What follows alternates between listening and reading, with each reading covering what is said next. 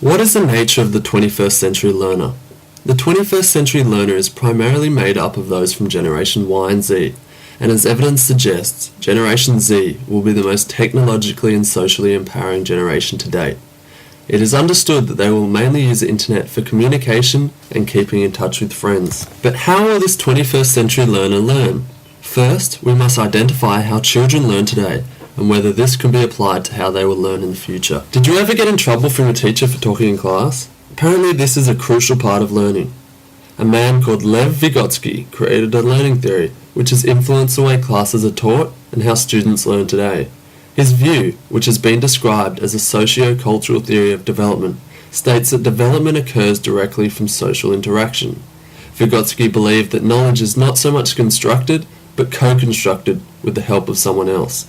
These beliefs were made evident through his extensive research into children's learning patterns, discovering that a child can perform on a higher level through any form of social interaction, whether that be with peers, parents, teachers, imaginary friends, or with children at other developmental levels. Vygotsky believes children's learning is most effective when coupled with the teacher's willingness to promote social interaction, thus presenting each child to working from within their zone of proximal development.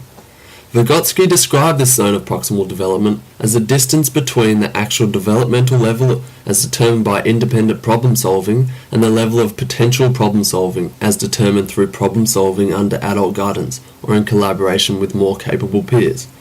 If children's learning so greatly benefits from social interaction, where does the teacher's role come into this, I hear you ask? Teachers are the facilitators for learning. They hold an important position and responsibility in a child's life. Children ask the teacher for help when they are having trouble, for ideas when they are stuck, and guidance when they are unsure. Despite the inevitable generational changes such as the rapid introduction of technology into the lives of Generation Y and Z, a teacher's job will always be the same, to provide an environment that fosters learning and encourages higher order thinking. So what does this mean for learners of today and the future?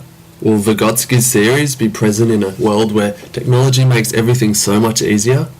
Vygotsky's theory states that learning is most effective through social interaction, but his theory never refers to social interaction being limited to just face-to-face communication. Generation Z is said to lack interpersonal skills and use the internet mainly for communication and keeping in touch, which essentially means that Vygotsky's theory can be applied to communication solicited through the many social networking sites, such as Facebook and MySpace.